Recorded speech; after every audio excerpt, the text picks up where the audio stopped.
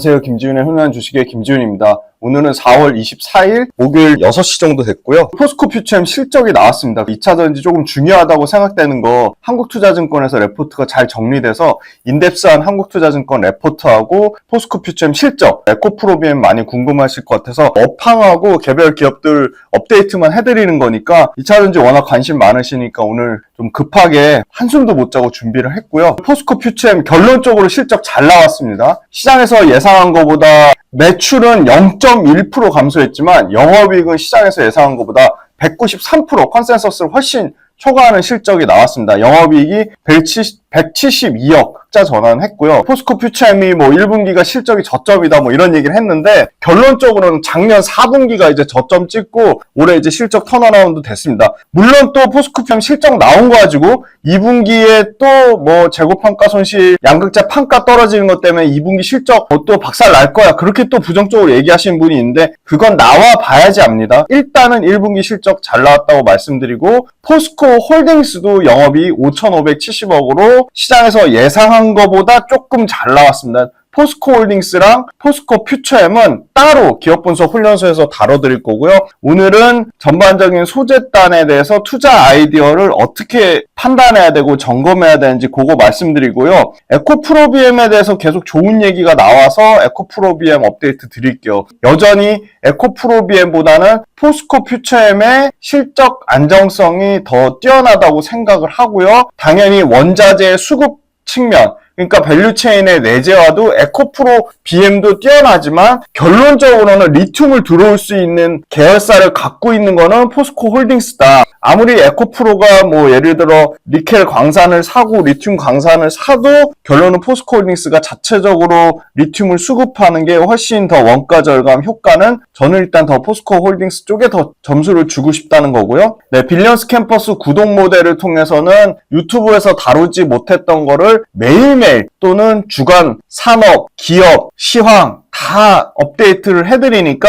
유튜브 제가 최대한 자주 올리려고 노력은 하지만 유튜브에서 못다한 얘기를 다 빌리언스 캠퍼스에서 얘기한다는 걸 말씀드리고요. 빌리언스 캠퍼스 구독 모델 많은 관심과 부탁드리겠습니다. 2차전지 최근에 기사 현황부터 보시면 테슬라도 실적이 나왔죠. 테슬라 실적 너무 나빴다 이렇게 얘기하는데 그럴 수밖에 없었습니다. 결론적으로는 테슬라도 한번 인덱스하게 기업 분석해달라고 올해와 같은 요청 주시면 미국 주식도 컨텐츠를 한번 만들어 볼까 생각 중입니다. 테슬라 실적이 시장에서 예상보다 나쁘게 나왔지만 그 내막을 까보면 결론적으로는 테슬라의 소위 말하는 친차 교체가 있었잖아요. 약 3주 이상의 생산의 중단이 있었습니다. 당연히 실적이 나오지 못할 수밖에 없는 상황이었던 거죠. 시장에서 우려했던 테슬라의 중저가 모델, 그게 모델 Q가 될지 모델 2 하이랜드가 될지 모르겠지만 이 중저가 모델이 결론적으로는 지연된 게 아닙니다. 지연될 거라고 했지만 실질적으로 올해 하반기에 양산은 되는데 양산이 이제 규모의 경제 형태로 의미 있게 양산이 되는 시기가 내년 정도가 본격화 양산 시기라는 거지 차 생산 자체, 저가 모델 생산 자체는 분명히 올해 스타트 끊는다고 테슬라도 밝혔습니다. 테슬라가 이제 모델 Y 주니퍼가 나오면서 판매량이 회복이 되는 모습을 나타내고 있고요. 테슬라의 ESS, YOY로 2배씩 성장을 하고 있습니다. 포스코 퓨처엠의 정부에서 흑연 쪽에 음극재 지원받는 것도 있고 제도약 기사도 나오고 전구체 합작, 중국 합작 무산되면서 전구체 관련된 독자 생산 라인 중요성이 부각되면 또 에코프로 머티가 주목을 받을 것으로 예상되고 있고 최근에 박살나는 2차전지 소리 소문 없이 외국인 기관 쌍매수세가 이제 막 스타트 끊기 시작했다. 수급에 어떤 변화도 있다. 그런 말씀 드리고요. 리튬이 10분의 1 토막이 나면서 전기차가 싸지고 있다는 거 그것도 양극재 업체한테는 높은 비싼 원자재에 대한 재고 부담을 떨구고 있지만 배터리 셀사 입장에서는 저가의 배터리를 만들 수 있으니까 완성차 업체나 배터리 업체 입장에서는 시장 파이를 키우는 측면에서 나쁜 상황은 아니다. 그렇게 말씀드리고 있고요. 제가 또 눈여겨보는 기사 중에 하나가 이런 겁니다. 어제의 저기에서 친구로 현대차, GM, 도요타, 포스코가 맞손을 잡고 있다. 무슨 말이냐? 자동차 간의 생산 얼라이언스가 확대되고 있다. 현대차에 납품을 못하던 양극재 업체한테도 이 자동차 업체들 간의 생산 얼라이언스 때문에 어떤 새로운 기회가 생긴다는 거고요. 음극재도 마찬가지입니다. 현대차에 음극재를 납품하지 못하던 어떤 업체가 현대차와 어떤 음극재가 예를 들어 납품하는데 GM과 현대차가 동맹을 맺음으로써 납품하던 음극재 업체가 현대차에도 음극재를 매줄 수 있는 어떤 고객 다변화의 확대 기회가 생긴다는 거는 배터리 업체들 입장이나 밑단의 소재 업체들한테는 새로운 기회가 될 수도 있다. 물론 부정적인 얘기도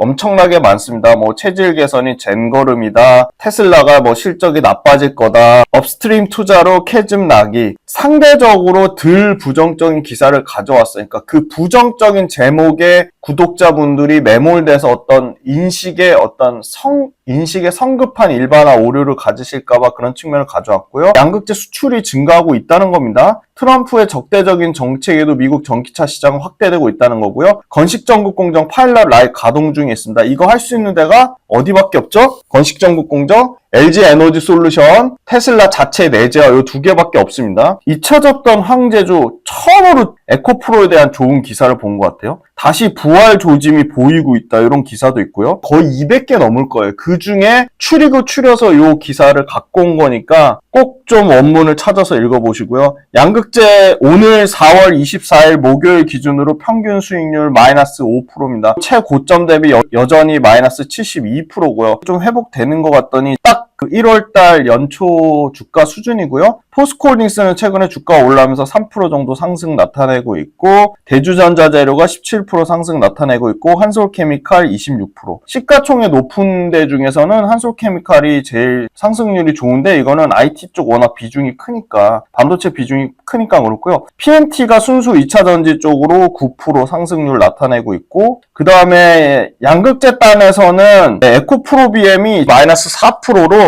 플러스 수익률 25년도 1월달 대비해서 플러스 상승률로 바뀌려고 하고 있는데 아마 4월 29일날 만약에 포스코 퓨처엠처럼 실적 잘 나오면 플러스 1월달 대비 플러스로 바뀌지. 기본도 안 돼 있는데 투자하시는 분들이 저는 90% 이상이라고 봅니다. 제가 오프라인 강의 다니면서 정말 많이 느꼈던 게 2차전지를 투자하는데 제품이 어디로 납품하는지도 몰라요. 1년 매출이 얼마 되는지도 몰라요. 일반인 투자자분들이 단기적인 변동성을 취해서 그날 주가의 흐름이 세거나 이슈화되는 종목들을 할 경우에 성공 확률이 떨어집니다. 우리는 가장 효율적인 투자 전략과 어떠한 기업 발굴, 산업 발굴을 그때그때 시일성 있게 하기 위해서 이동 모델을 만들었습니다. 함께 공부하고 함께 전략을 짜가면서 적절한 수준의 이론과 우리가 꼭 필요한 부분의 이론 잘 결합하고 그거를 실전 투자 전략에 연결지어서 메가트렌드 산업에 투자하려고 합니다.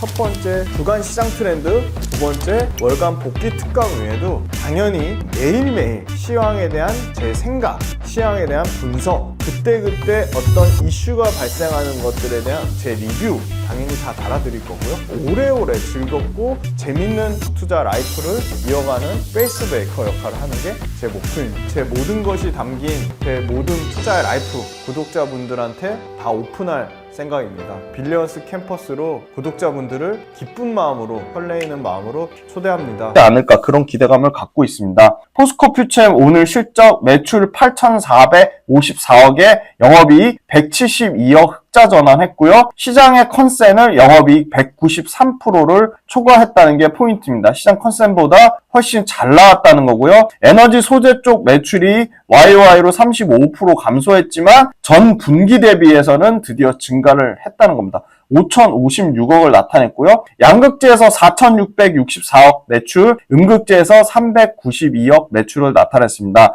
하이니켈 양극재와 음극재 모두 판매량이 증가했고요. 중국 절강포화법인에서 현대차와 합작에 납품하는 M87 이 물량의 양산이 드디어 스타트를 끊으면서 영업 마진을 개선시킬 걸로 보고 있습니다. 기초소재 쪽에서도 3,398억의 매출을 나타냈는데 라임 화성과 내화물 모두 상승세를 상태를 나타냈고요. 자, 이제 조만간 밝히겠다고 했는데 만약에 포스코피 또 유증한다, 또 한 번 주가가 출렁일 것 같습니다. 유증 카드를 만지작 하고 있다, 그 얘기가 나오고 있고, 포스코홀딩스 컨퍼런스 콜에서 조만간 결정하겠다고 했는데 그 이유가 있습니다. 부채 비율은 139%로 뭐 어느 정도 합리적인 수준이라 보지만 다만 부채가 계속 증가하고 있어요. YOY로 9% 증가했고요. 순차입금이 전년 대비 40%나 증가를 했습니다. 시장에서 조달을 할지 아니면 뭐 채권을 발행할지는 모르겠지만 유증만 안 한다면 더 이상 여기서 포스코 퓨처 관련돼서 어떤 뭐 악재가 나올 게 있나? 뭐 리튬 가격 빠지고 니켈 가격 빠진 건 다 알고 있는 사실이고요. 가동률이 확인은 안 되고 있습니다. 가동률 조금 올라오는 것 같아요. 가동률 올라오는 거 어떻게 유추할 수 있죠?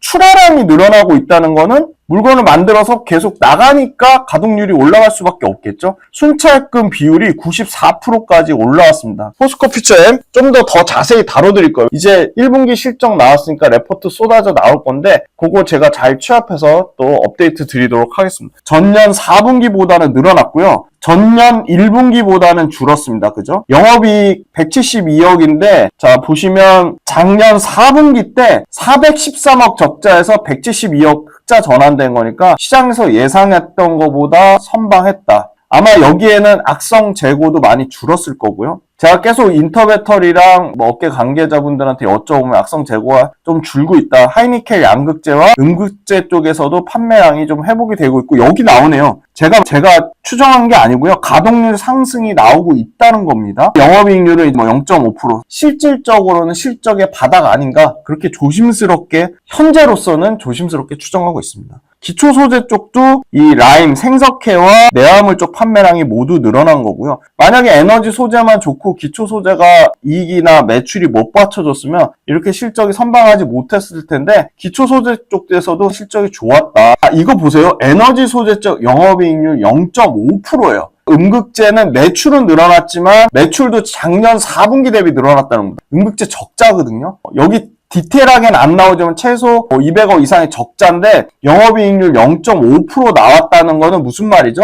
양극재에서 흑자 전환했다는 겁니다. 그렇게 보고 있고요. 아까 부채 비율보다 중요한 거는 순차입금 비율이 94%까지 올라갔다는 겁니다. 매출 채권 앞으로 팔아야 될 거 그 소위 말한 일종의 외상으로 잡고 있는 거 그것도 보면 매출 채권도 좀 늘어났어요. 4,600억대에서 5,500억대로 매출 채권도 늘어났어요. 7,600억대에서 7,000억대로 600 대략 얼마죠? 600억 정도가 악성자산 재고가 줄었네요. 언론에서 부정적으로 나온다고 자포자기하진 말자 그렇게 말씀드릴 수 있을 것 같고요. 숫자가 살아나고 있다는 겁니다. 결론적으로는. 자 여기 보시면 박살난 음극재 왜 그렇죠? 2026년 FEOC 유예 때문에 박살난 음극재도 작년 4분기 때 300억대에서 올해 1분기 때 400억대로 91억이 음극재 매출도 증가했네요. 제가 자료를 정리해서 포스코 퓨처엠 따로 업데이트 해드릴게요. 굉장히 조심해야 될 리스크 요인, 물론 업계에 좀 더 확인을 해봐야 됩니다. 바로 CATL이 배터리의 소위 말하는 기술적 진보를 발표했습니다. 어제 발표했는데요. 나트륨 이온 배터리인데 2세대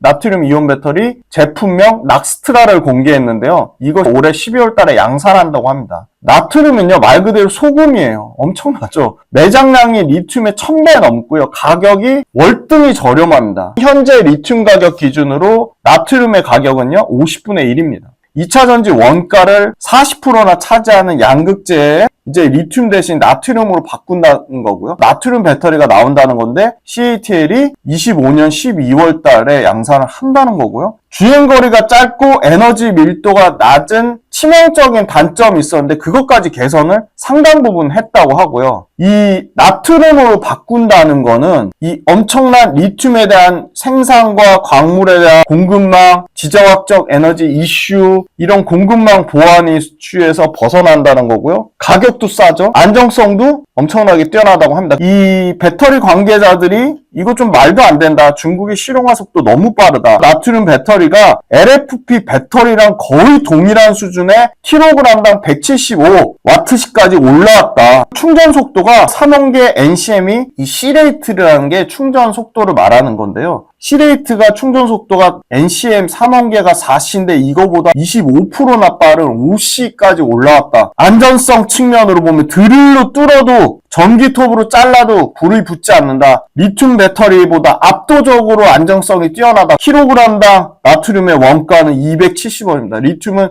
현재 13,000원인데 비해서 50분의 1 수준이다. 배터리를 완전 충전하는데 1시가 바로 의미하는 게 60kW짜리 용량이 1시간 충전 시간 걸린다는 거거든요. 현실적으로는 개발한 거랑 양산이랑은 하늘과 땅 차이입니다. 개발은 할 수 있어요. 그걸 대량 양산한다? 시간이 걸릴 거라고 보고 있어요. LG, NC, CATL보다 기술력이 떨어진다고 현재로서는 없는 게 업계 일반적인 의견입니다. CATL보다 기술력이 더 높다고 보는 게 합리적이고 훨씬 설득력 있습니다. 특허 개수의 차이만도 10배 가까이 차이 납니다. 9배 가까이 차이가 납니다. LG엔솔도 나트륨 배터리 개발하겠죠. 2030년에 상용을 하겠다고 했는데 그거보다 5년 빨리 한다? 연구실 시제품 테스트 정도 수준 아니겠느냐. 오히려 훨씬 합리적이라고 보고 있습니다. CAT의 나트륨 배터리가 만약에 나오면 리튬이온 배터리는 당연히 다 죽는 거죠. 실리콘 음극재는 대주전자재로 중국의 BTR, 중국의 샹상, 일본의 시네츠, 미국의 솔라 6개 정도가 양산이 가능합니다. 기술 진입 장벽에 대한 분명한 프리미엄이 있다. 계속 얘기하는 포스코 계열사, LNF와 합작사, 한솔케미칼, SKC, SK머티리얼즈 양산하겠다고 엄청나게 얘기는 많이 했지만 의미 있는 양산 안 나오죠. 저는 대주전자재료가 계속 프리미엄을 받을 것이다. 계속 2차전지 쪽에 탑티어로 보고 있는 거고요. 왜 대주전자재료 업데이트 안 해주냐, 저한테 따지듯이 말 같지 않은 소리 하시는 분이 있는데 실적 나오면 당연히 업데이트 해드릴 겁니다. 프리미엄에서 이제는 EV3나 캐스퍼 EV로 중저가 모델로 폭풍 확산 중이다. 올해 말 기준으로 하면 10종 넘는 차종에 실리콘 음극재가 들어갈 것으로 보고요. 저는 투자 포인트라고 봅니다. 유럽 내 공장을 확보한 중국 양극재 기업이 전무후무해요. 거의 없는 것 같아요. 헝가리 공장 기반을 갖고 있는 에코프로비엠이 유리할 수밖에 없습니다. 인도네시아 니켈 프로젝트로 저렴한 원재료 조달도 실제 에코프로 그룹사가 인도네시아 니켈 공급망을 통해 매출이 나고 있다. 그걸 발표를 했어요. 일주일 에코프로비엠이 이 인도네시아 니켈 프로젝트로부터 전격적으로 니켈 원소재 밸류체인 본격화되는 순간 가공비 수준의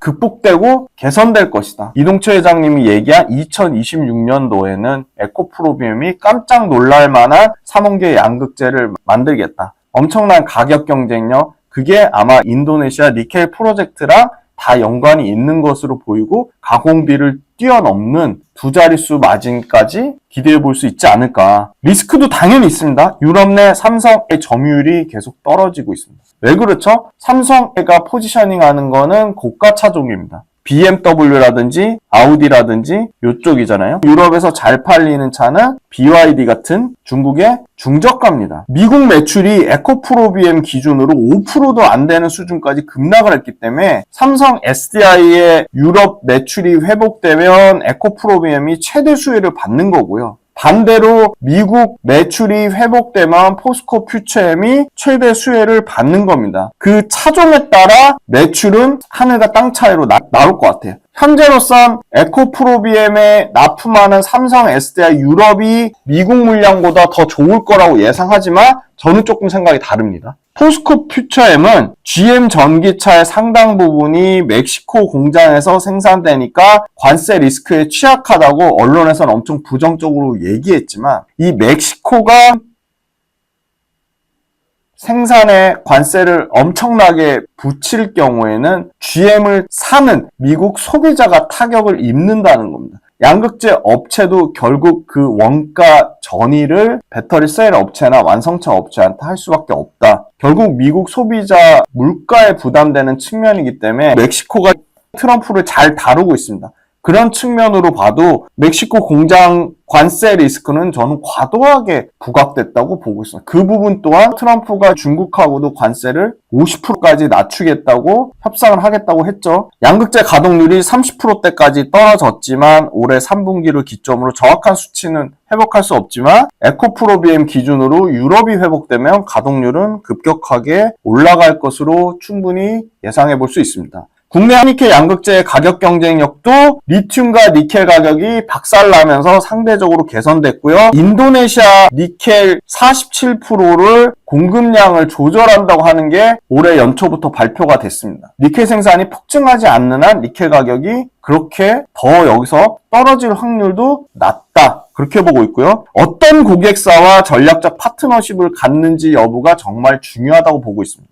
규모의 경제를 이뤄서 연에 전기차를 30만 대 이상 생산하는 현재로서 생산하는 업체가 과연 어디냐? 당연히 압도적으로 테슬라, 국내 현대차, GM 정도, 유럽 업체보다는 요 3개 업체, 중국의 BYD 정도가 있겠죠? 요 4개 업체로 납품하는 밸류체인, 양극재 업체들, 음극재 업체들한테는 그래도 기회가 있다. 현대차가 2030년 전기차 판매 목표를 북미는 오히려 4.5% 전년 대비 증가한 69만 대를 예상을 했고요. 유럽은 8.4% 축소한 46만 7천 대를 예상을 했습니다. 2025년도에 현대차가 조지아 메타 플랜트에서 아이오닉 9을 생산하고요. 이제 제네시스 전기차를 현대차가 미국의 조지아 메타 플랜트에서 합니다. 현대차의 이 미국 물량이 늘어나면 그거에 대한 최대 수혜는 SK온이 가져갈 것으로 보이고요. 삼성 SDI가 일부 제네시스 물량을 가져간다는 얘기가 있고요. 캐파를 조지아 메타 플랜트 공장 캐파를 현재는 30만 대인데 이 관세 리스크 때문에 50만 대까지 캐파를 늘릴 것으로 보고 있고요. 특히 LG 엔솔하고 합작하는 배터리 생산을 언제 본격화? 올해 25년도에 현대차가 본격화할 것으로 보고 있습니다. SK온이 현대차 비중이 가장 높기 때문에 현대차가 잘 팔리면 어디가 수혜를 본다? SK온이 수혜를 보고요. SK온 양극재 비중 가장 높은 데가 어디다? 바로 에코프로 BM입니다. 긍정적인 모멘텀이 제가 공부를 해보니까 많더라고요. 파나소닉이 미국 내 배터리 생산을 확대할 건데 특히 캔사스 공장을 30기가와트로 확대할 건데 사이버트랙이 연 캐파 25만 캐파 여기에 30기가와트가 필요한데 사이버트럭 캐파가 연 25만에 30기가와트가 필요한데 4680 배터리 원통용 배터리는 일본의 와카야마에서 양산을 준비하고 있는데 일본의 파나소닉에 들어가는 원통용 배터리에 들어가는 양극재를 만들 수 있는 회사가 일본 자체적으로 스미토모 화학한테 하기에는 설비 투자가 부족해요. 양극재가 원활히 공급되지 않을 것 같아서 바로 파나소닉이 국내 4개사랑 협의 중에 있습니다. 여기에 포스코 퓨체, LNF, 에코프로빔, LG화학인데 LG화학 이미 납품하고 있고 포스코 퓨체엠이나 LNF가 들어갈 건데 포스코 퓨체엠이 LNF보다 기술력이 딸려서 LNF 파나소닉 물량을 받는 거 아니냐? LNF가 테슬라랑 직납을 하니까 LNF 가능성을 높게 보고 있고요. 건식 전극 공정은 앞으로 엄청나게 확대될 수밖에 없는 게 습식 대비해서 생산 원가를 최대 30% 이상 절감을 합니다. 앞으로 건식 공정으로 다 바뀔 건데 아마 가장 빠른 거는 테슬라 내재화랑 LG 엔솔인데 LG 엔솔이 더 빠를 것으로 보이고 4680 배터리 본격 양산하면 4680 배터리에는 당연히 하이니켈 양극재가 들어가야 됩니다. 4680 배터리에는 당연히 하이니켈 양극재가 들어가야 되고요. 유럽 내 중국 양극재 기업들이 캐파 증설에 매우 소극적이다. 중국 자국에서 만들어서 갖다 파는 기본도 안 돼 있는데 투자하시는 분들이 저는 90% 이상이라고 봅니다. 제가 오프라인 강의 다니면서 정말 많이 느꼈던 게 2차전지를 투자하는데 제품이 어디로 납품하는지도 몰라요. 1년 매출이 얼마 되는지도 몰라요. 일반인 투자자분들이 단기적인 변동성을 취해서 그날그날 주가의 흐름이 세거나 이슈화되는 종목들을 할 경우에 성공 확률이 떨어집니다. 우리는 가장 효율적인 투자 전략과 어떠한 기업 발굴, 산업 발굴을 그때그때 시일성 있게 하기 위해서 운동 모델을 만들었습니다. 함께 공부하고 함께 전략을 짜가면서 적절한 수준의 이론과 우리가 꼭 필요한 부분의 이론 잘 결합하고 그거를 실전 투자 전략에 연결지어서 메가트렌드 산업에 투자하려고 합니다. 첫 번째 주간 시장 트렌드, 두 번째 월간 복귀 특강 외에도 당연히 매일매일 시황에 대한 제 생각, 시황에 대한 분석, 그때그때 어떤 이슈가 발생하는 것들에 대한 제 리뷰 당연히 다 달아드릴 거고요. 오래오래 즐겁고 안전하고 재밌는 투자 라이프를 이어가는 페이스 메이커 역할을 하는 게 제 목표입니다. 제 모든 것이 담긴 제 모든 투자의 라이프 구독자분들한테 다 오픈할 생각입니다. 빌리언스 캠퍼스로 구독자분들을 기쁜 마음으로 설레이는 마음으로 초대합니다. 네, 이 유럽의 원자재법이죠. 유럽판 IRA CRA법이 시행되면 단일국 의존도를 65% 이상으로 제한해야 되기 때문에 유럽 내 중국 셀사, 유럽에서 많이 팔아먹고 있는 CATL이나 BYD도 공급망 다변화해야 됩니다. 중국 놈들이 제3국에서 채굴하고 재련해서 중국에서 수입해서 양극재를 중국에서 제조해서 유럽에 수출하면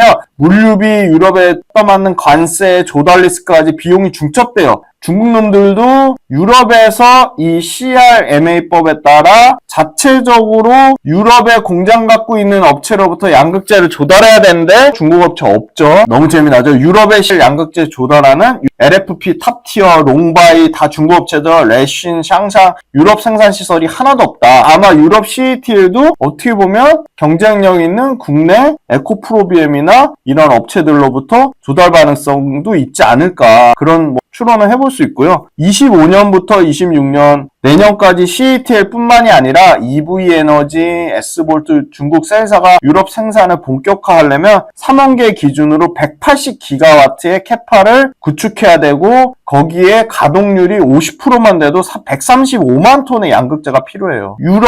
중국 양극재 업체들 유럽에 공장이 없다고요. 자기네들 CATL 거 돌려야 돼도 135만 톤의 양극재가 필요한데 어디 거 갖다 쓸까? 국내 거 쓸 가능성도 있지 않을까? 헝가리 이미 5만 4천 톤의 캐파를 갖고 있는 에코프로비엠이 이거 10만 톤까지 늘린다고 했어요. 10만 톤까지. 에코프로비엠이 이미 독일의 AMG 리튬이라 수산화 리튬 공급 계약까지 체결했어요. 유럽 현지에서 부가가치 창출이 우선인 유럽 EU 연합이 중국에서 제조해서 중국에서 싸게 조달하는 양극재를 그냥 가만 냅두지는 않을 것 같아요. 왜냐? 유럽 현지 부가가치 창출이 유럽의 우선 과제이기 때문에 결국은 CATL이나 BYD도 유럽에서 배터리 팔아먹으려면 유럽 현지에서 생산하는 양극재 업체랑 M&A 할 가능성이 높다. 네, 그렇게 봅니다. 실생산 거점 헝가리 공장 갖고 있는 에코비한테는 중국의 CATL이랑 고객사도 생길 가능성이 있지 않을까. 그런 기대감을 가져봅니다. 25년 올해부터 해외 우려 집단에서 조달하는 전구체를 포함하는 배터리는 보조금에서 제외됩니다. 북미 또는 FTA 체결국에서 조달하는 비중이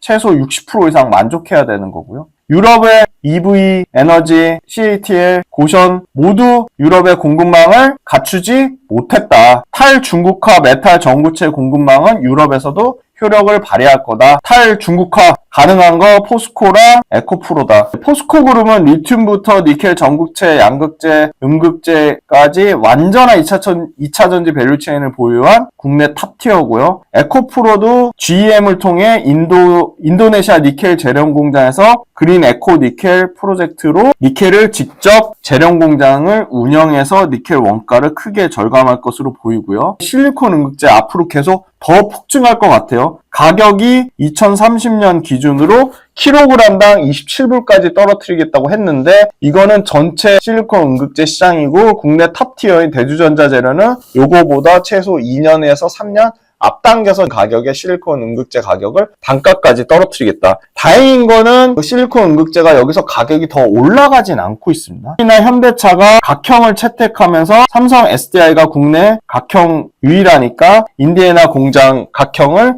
27기가와트에서 36기가와트까지 확대하면서 현대차나 GM이 각형 물량을 늘리면 늘릴수록 삼성에 납품하는 에코프로비엠이 수혜를 받을 수 있겠다. 물리적 안정성, 그 다음에 열 관리의 효율성 모두를 생략해서 셀투팩을 적용하기에 편한 각형에 대한 기대감을 북미나 유럽 완성차 업체들이 본격화할 것이다. 그런 기대감이 있고요. 에코프로비엠은 아까 헝가리 공장을 최대 10만 8천 톤까지 키울 수 있다. 삼성 SDI랑 에코프로비엠이 44조의 초대형 계약 맺은 게 언제 도대체 실적에 반영되냐? P6 배터리입니다. 올해 4분기부터 조금 늦어졌죠. P6 배터리가 올해 4분기부터 본격 납품한다. 1분기에 에코프로비엠 출하량이 20% 후반대까지 증가할 것으로 회복 국면이고요. 다만 또 이런 부정적인 얘기도 있습니다.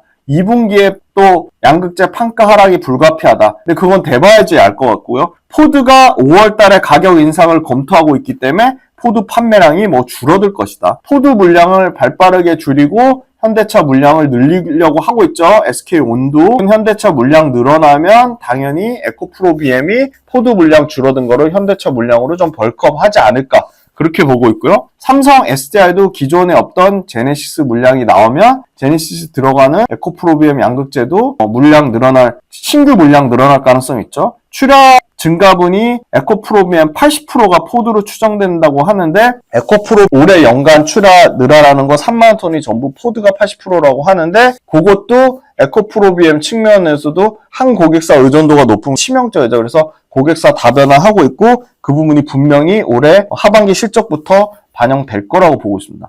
유럽 판매량 상위 폭스바겐이 ID3, ID4, ID7이 SK온을 통해 공급하는데 폭스바겐의 이 ID 시리즈가 1월달, 2월달, 3월달 올해 연초 판매 데이터가 굉장히 좋습니다. 경쟁사 대비 유일하게 재고자산 평가 충당금이 에코프로 BM 올해 1분기 실적에서 환입이 될 거라고 보고 있고요. 에코프로 BM은 2분기에 부피 샘플 배터리 공급도 시작된다. 유럽의 CO2 규제에 대응하기 위해서 포드가 유럽 신차 퓨마 젠 2를 4월 달에 본격 판매할 것으로 보이는데 포드의 퓨마 젠 2가 3만 불대의 가격 경쟁력이 있다. 에코프로 BM은 2분기에 SK온이랑 블로벌 부분 가동이 다시 시작이 되고 삼성 SDI 새로운 재고 축적 물량이 늘어날 것으로 보고 있습니다. 자율주행의 필수인 바로 소프트웨어 디파인드 비클 요거가 휘발유 차로 안 됩니다. 전기차로밖에 안 되기 때문에 소프트웨어 디파인드 비클이 되면 될수록 자율주행 시대로 가면 갈수록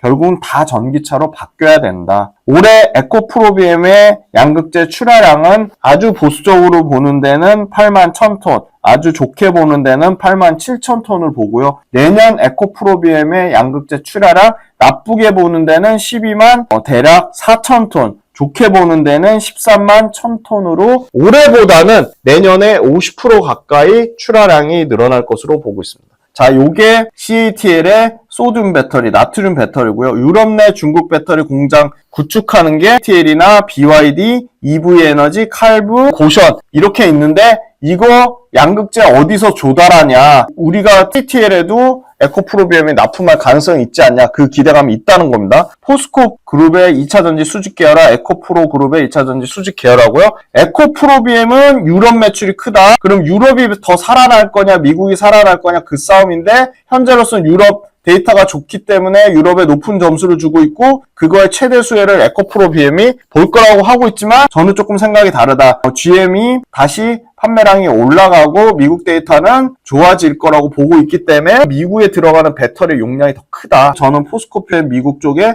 더 점수를 주고 싶다. 제 개인적인 의견입니다. 에코프로 BM 요거는 3사 원통용 배터리 고객사고요. LG엔솔 양산 예정인 공장들이고요. 에코프로 BM 4월 24일 오늘 종가 기준으로 나와있던 최근 증권사들 목표가 평균이랑 38.8%의 괴리율이 있다는 거고요. 삼성 SDI는 현재 4월 24일 종가 18만 4,400원 대비해서 괴리율이 53.4%나 괴리율이 있다는 겁니다. 주가 측면으로는 당연히 에코프로 BM보다는 삼성 SDI가 훨씬 매력적이다. 그렇게 말씀드리고요. 만약에 저보고 둘 중에 에코프로 BM이나 삼성 SDI 둘 중에 택하라고 하면 양극재 단에서는 저는 당연히 에코프로 BM보다 포스코 퓨처엠이 더 매력적으로 보지만 에코프로 BM과 삼성 SDI 유럽 쪽 회복을 보고 본다면 삼성 SDI보다는 주가 탄력적이 좋은 에코프로 BM을 택하겠다. 2차전지 밸류체인 보면 이런 말도 안 되는 7,400배, 3,100배를 뺀 밸류에이션이 52배고요. 내년에 36배까지 떨어질 거라고 보고 있습니다. 포스코 퓨처엠과 에코프로 BM이 올해 흑자 전환을 예상을 하고요. 포스코 퓨처엠이 올해 770억대, 에코프로 BM도 올해 770억대. 내년에 둘 다 2,200억대에서 2,300억대의 영업이익 회복될 거라고 보고 있고요. 포스코 퓨처엠이 올해 4조 매출이고요. 에코프로 BM이 올해 3조 초반 매출 예상하고요. 포스코 퓨처엠 내년에 5조대까지 매출 회복될 거라고 보고 있습니다. 자, 포스코 퓨처엠 1월 달부터 누적적으로는 외국인 기관 모두 팔고 있고요. 포스코 퓨처엠 수급 안 좋습니다. 어제 쌍매 수급가 들어왔는데 연속성이 이어지지 않고 있죠. 수급 나쁘다. 수급이 안 좋네요. 에코프로비엠 포스코피엠보다는 좀 낫습니다. 연기금 쪽에서 누적 순매수가 들어오고 있다. 기관이 사고 있고 외국인 순매수도 일단은 이틀 연속은 들어오고 있다. 포스코 퓨처엠도 의미 있는 가격에 때는 12만 6천원, 13만 9천원, 24만 3천원, 33만 5천원 요 가격대로 보고 있고요. 고점 대비 뭐 어마어마해 1년 동안에도 50% 넘게 반토막이 났죠. 주가를 더 뺄 악재 뭐가 있을까? 공매도 잔고가 여전히 늘어나고 있죠. 에코프로비엠이나. 에코프로비엠이 더 심하죠. 그 정도? 근데 일단 결론적으로는 숫자가 회복되는 거는 다행이라고 보고 있습니다. 에코프로비엠도 마찬가지입니다. 고점 대비 1년 동안에도 50% 넘게 빠졌죠. 55% 가까이 빠졌는데. 가격적인 매력도는 분명히 생긴 것 같아요. 결론적으로는 포스코 퓨처엠도 증권사 목표가 평균 대비 50% 계리율, 에코프로비엠도 다 증권사 목표가 내려왔는데 현재 주가랑 계리율이 38%, 삼성 우리 셀사죠. 증권사 목표가랑 계리율이 53% 이상 차이가 난다. 이렇게 해서 양극재 업황이랑 중국이 개발했다는 CATL의 나트륨 배터리 설명드렸고요. 이제 에코프로비엠 실적 나오면 업데이트 해드릴 거고, 포스코 퓨처엠은 제가 조금 더 정리하면 다음 주 정도에 증권사 레포트까지 다 해서 업데이트 드릴 수 있을 것 같습니다. 네, 장시간 동안 2차전지 들어주셔서 감사합니다.